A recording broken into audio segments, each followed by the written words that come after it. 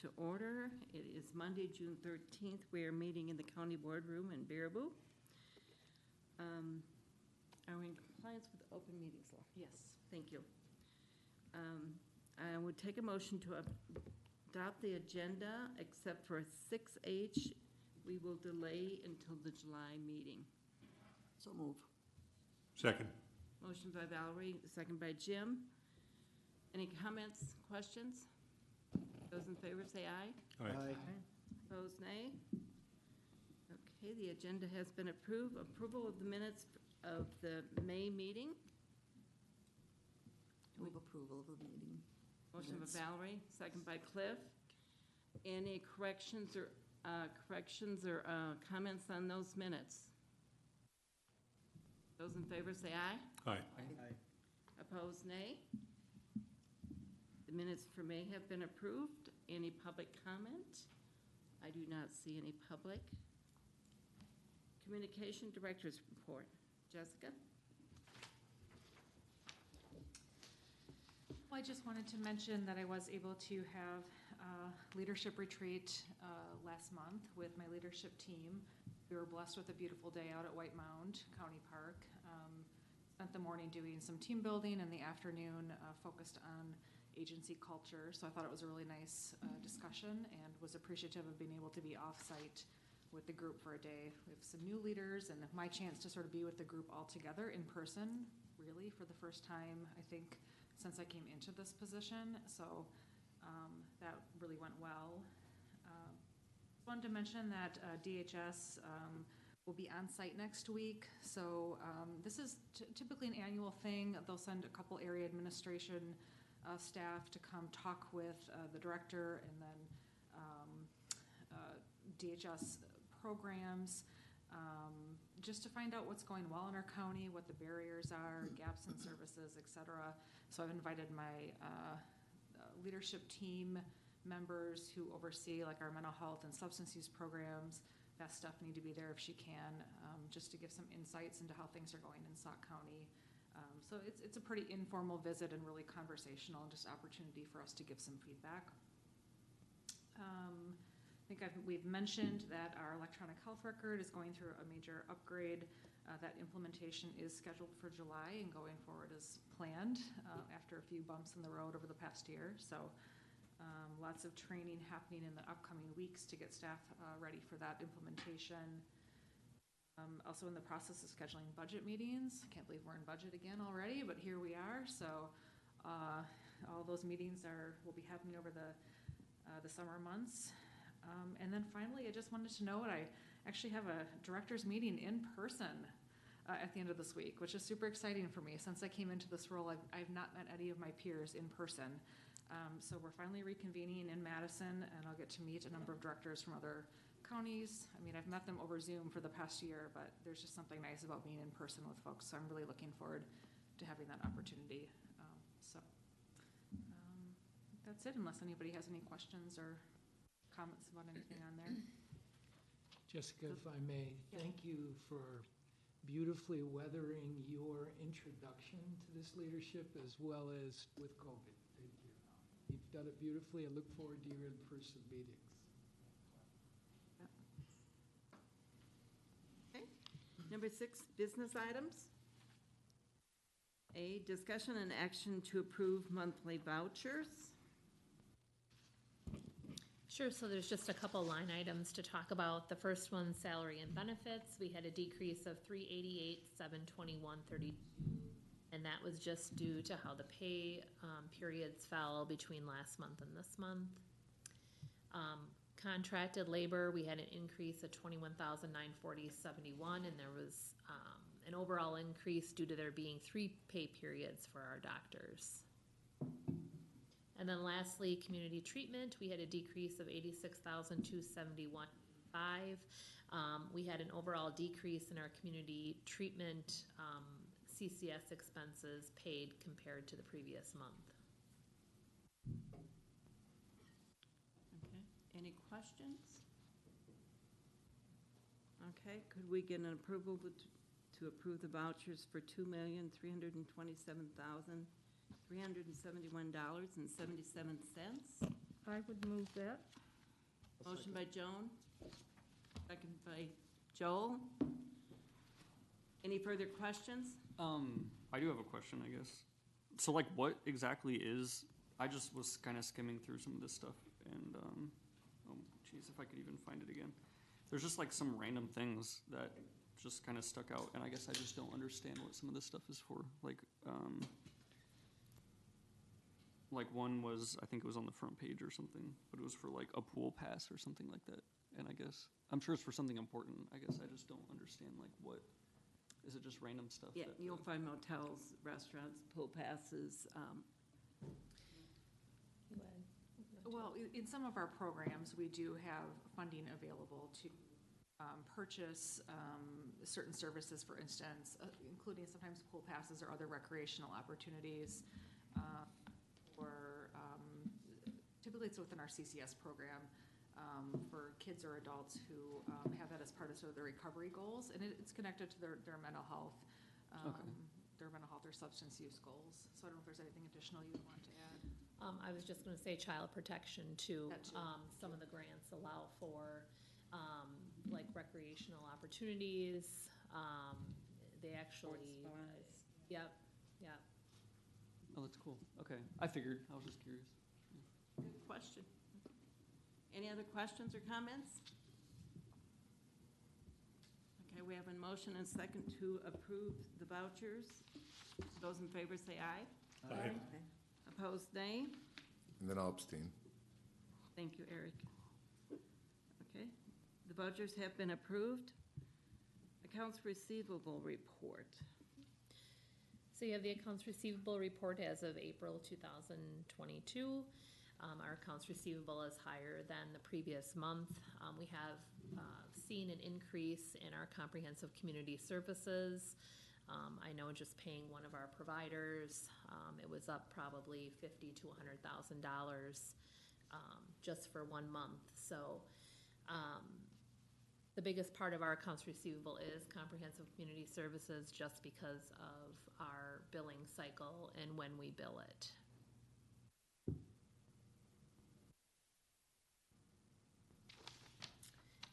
On the next page, we have our collections. So we've sent 26 accounts to credit management for $18,240.77 and 47 accounts to state debt collections for $114,160.38. Credit management revenues received to date is $6,495.87. State debt collections revenue received is $2,385.20. And then trip revenues, which are the revenues where we actually sent the accounts for tax intercept, is $33,919.57. And we haven't had any hardships authorized to date. Any questions on those two reports? Okay. C, discussion and action to approve collection requests. So we have 7 accounts ready for credit management for a total of $2,306.71, and 7 accounts ready for state debt collection for a total of $14,976.10. Okay, could we get an approval for credit management for 7 accounts for $2,306.71, and state debt collection, 7 accounts for $14,976.10. So move. Motion by Dell, Second. second by Valerie. Any further questions or comments? Those in favor say aye. Aye. Opposed, nay. Collection requests have been approved. Monthly reports. So we have the volatile line as of April. Right now, we are showing close to a $1 million unfavorable balance in our volatile lines. The majority of this is between adult residential, institutions, and our child alternate care. So it is early. We could have placements leave, receive additional refunds back from institutions. But really going to have to watch this, so. This is the first year in a long time where we've had favorable balances in our volatile line. Not surprising, though. Isn't. Valerie? These are mandated services, so they happen anyway, right? I would say for the most part, individuals who are, right, who are being placed in some sort of residential facility are there under an order, either a mental health commitment or through a CHIPS or a GIPS. So, yeah. We can watch it, but it won't go away.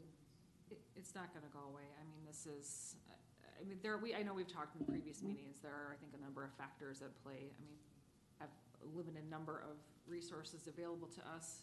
The cost of placements has gone up. I think we're in a new landscape, where facilities cannot find staff, and so the cost of providing the service has increased and I think will continue to increase. And so we're at the whim of that. We just don't have, it's not like we can shop around, right? We're typically, unfortunately, sort of begging facilities to take individuals we need to place. And so we just are at the whim of those contracts. And more out-of-state options, which we don't want to do unless it's, especially for our children who we want to try to keep close to their communities and families. See, and is legislation in the forefront that might help change this? I don't know about legislation. I can tell you, I mean, it's definitely, the state is very aware of the challenges. I think building the resources needed to manage the need is just, it takes a lot of time, and people have to be willing to come to the table and build them. And I think there's been a lot of hesitancy for counties to sort of ante into that, to use.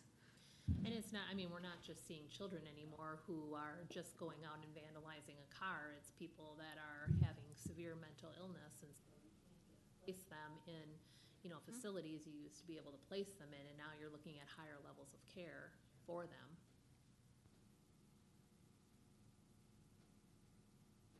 Any other questions or comments? Thank you.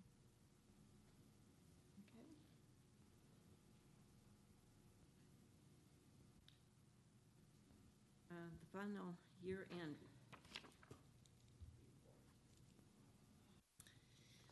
So everyone should have gotten a copy uploaded. Del, do you need a paper copy? 'Cause Yeah. I think I brought one extra. Just a minute here. No, I think I did. Here, just one second.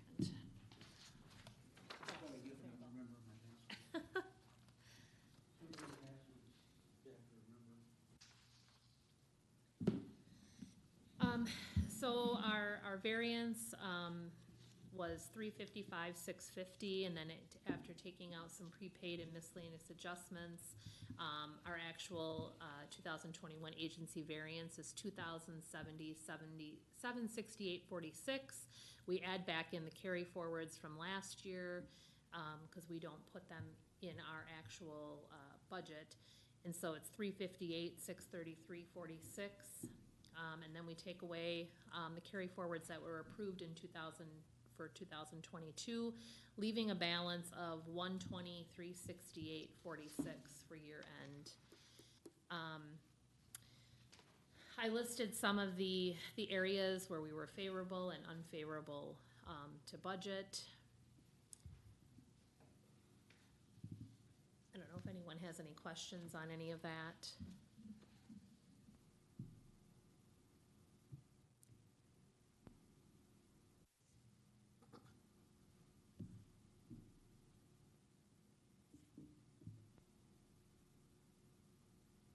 Otherwise, then, is there a question? No, No, okay. Otherwise, we have to have a potential motion to move the $120,368.46 back into general fund. It's kind of a moot point because they already did it, I guess, at the finance committee or county board level. But if you guys want to make changes, it is possible to do that. But we do already have the 1.6 million, set aside for human services, so. Okay. So F is discussion and possible action to transfer the human services fund balance to general fund. We have a motion? Motion by Valerie, Second. second by Dell. So are there any comments or further questions regarding the transfer of funds to the general fund? And it's the 120,000 we're transferring? Yes. Yes. Is that gonna offset some of the 1 million or so that we're gonna be short at the end of the year? Or 1.1+ million that we're gonna be short at the end of the year? Well, we have the 1.6 million. Yeah, If we we end got up a being fund short, balance. we would have to, dip into that. The 120 goes back into the actual county general fund, not ours.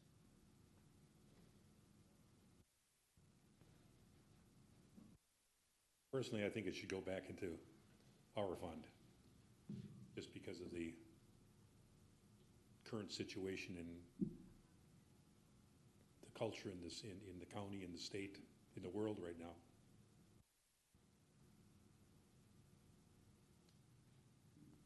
Oh, we've got 1.6 already.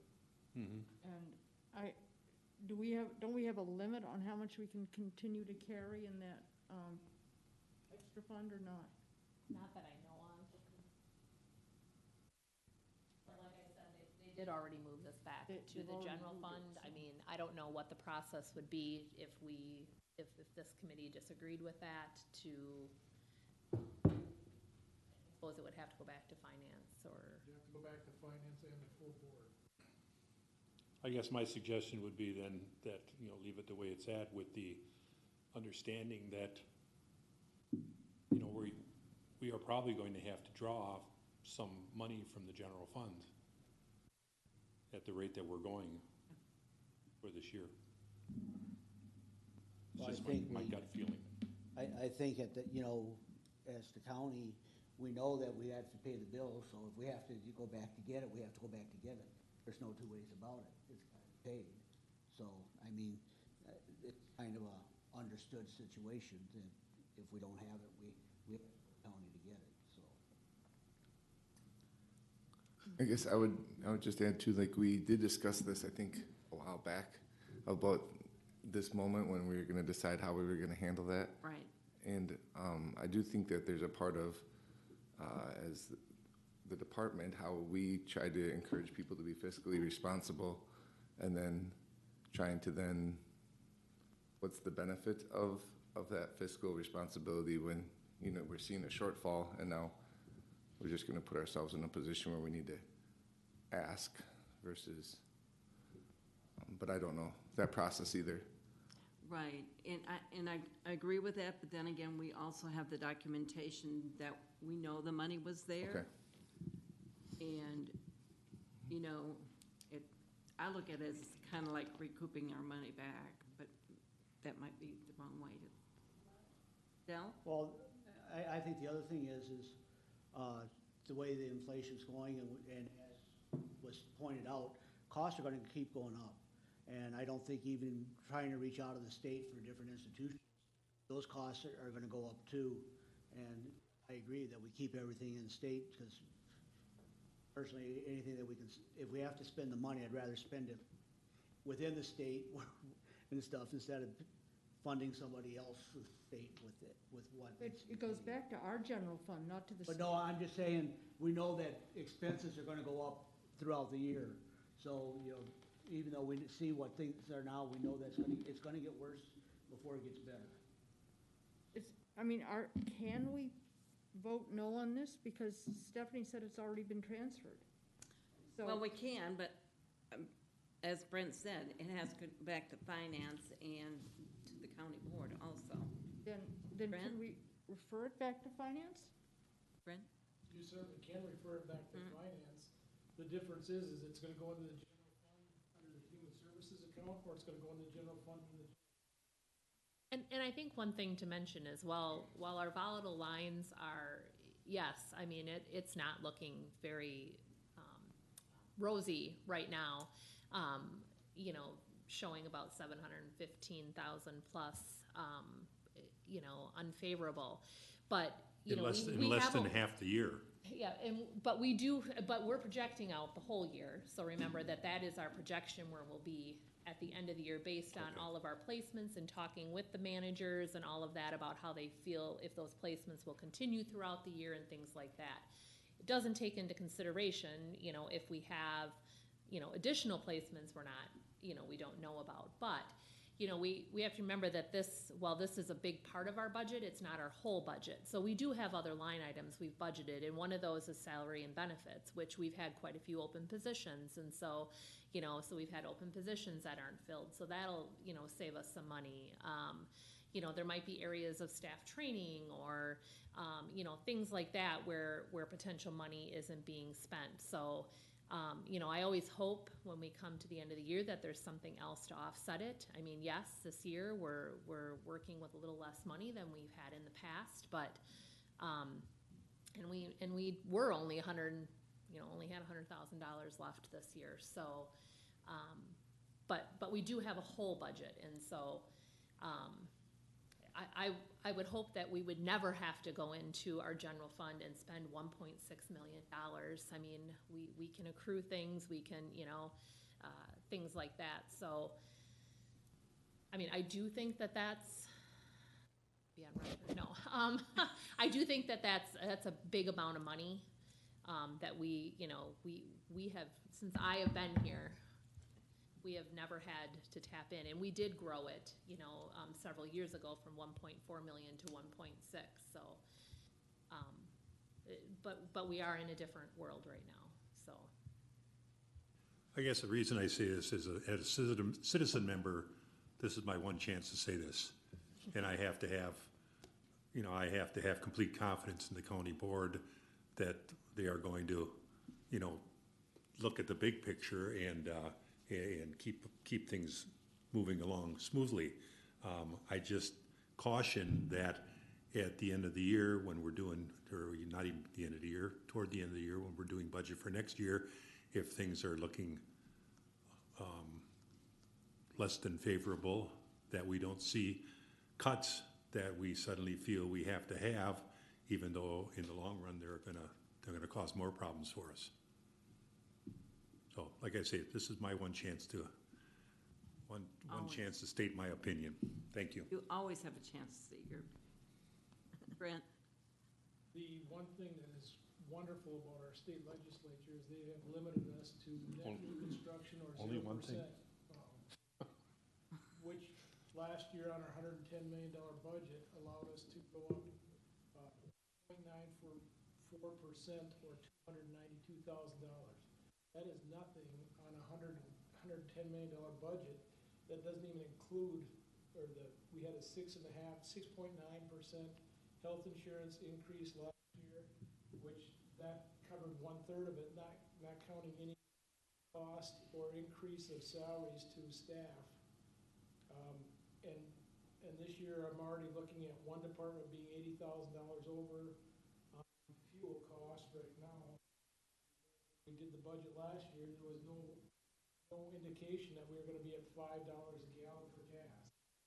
And we're looking at another budget of being over probably about 50,000 on fuel also, just in those line items. It doesn't mean with our turnover rate at the county that we won't, as Stephanie was talking about, that we won't see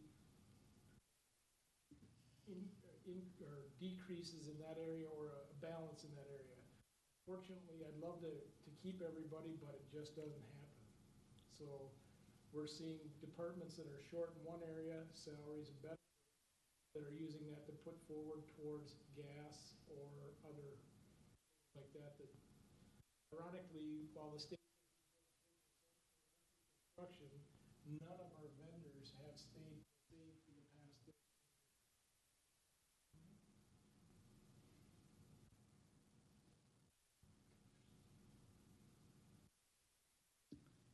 I guess the only additional thing I'd want to say is just that, and I know I've said this before, but my entire leadership team is pay a lot of attention to the budget, and, I mean, honestly, I think we just spent a week conversation around a $500 piece of computer equipment that we wanted, and, you know, in years past, that would have been sort of a no-brainer. We'll just figure out, you know, we'll pull it from the budget, and this year it was, oh, well, let's make sure we really need this, and are there other options, and do we want to spend this you know? And so we're looking at every dollar and making sure that we're making good use of the funds. But, you know, to Brent's point, unfortunately, all of our contracts have increased. Some of them pretty substantially. There are a couple potential good things on the horizon in terms of reimbursement for programs that may come to pass. I don't know that that's going to happen in 2020, but discussion around fully funding CSP programs, additional funding through crisis. So there, you know, there's the potential for some increased revenues out there if those things come to pass, but they're not known at this point in time.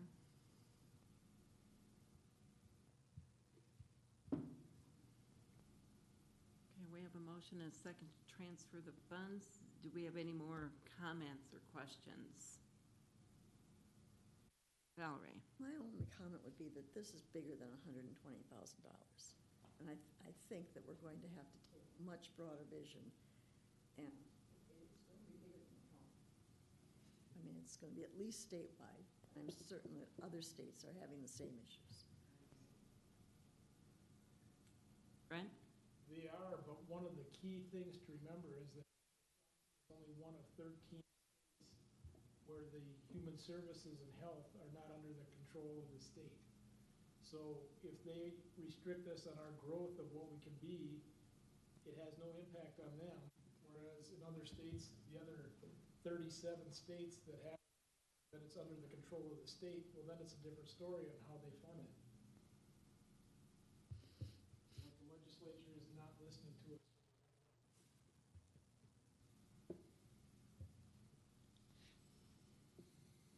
Bigger noise. Hmm? Need to make a bigger noise. We do. Okay. Those in favor of transferring the funds to the general fund? Say aye. We didn't Aye. have that motion already? Anyone opposed, say nay. Nay. Okay. Vote has moved forward to transfer the funds to the general fund.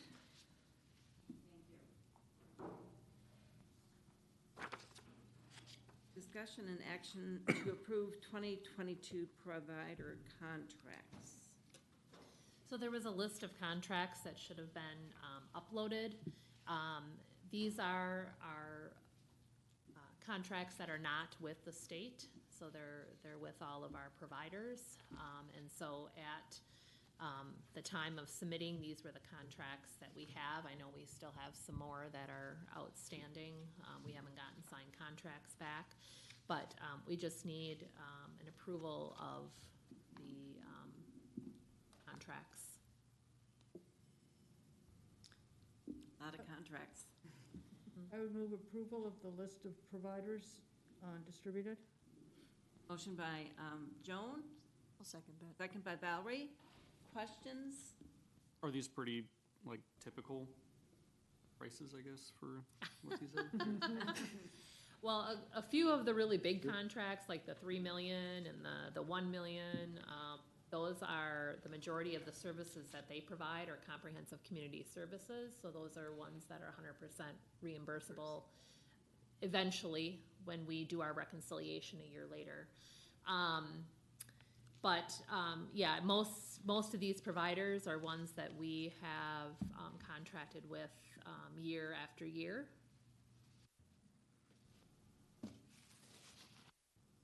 Any other questions? I did want to mention too, some of these contracts are also children's long-term support contracts, and so those are also reimbursed through the children's long-term support waiver. So like Horkin Construction, I think I saw in here, that's probably to build a ramp at one of our children's houses that are in the children's long-term support program, and that is then reimbursed from that waiver. Brent? Will the VARC contract be reduced?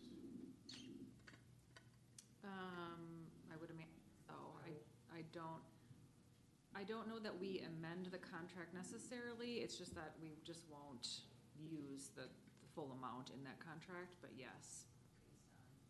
Based on, them closing that particular service. Yeah, and the contract was sent out before we were notified of that. Yep. I mean, that was just one that we found out, what, Yep. last week? Yep. Mhm. Yeah, I mean, the nature of the work is that, you know, we do add contracts at points in time throughout the year as additional needs are identified or additional vendors are identified, so, this will look different by the end of 2022 than it. Okay, those in favor of the motion to approve the contracts, say aye. Aye. Opposed, nay? Contracts have been approved. The next meeting should be July 11th on a Monday at 4 o'clock. Does that still work for people?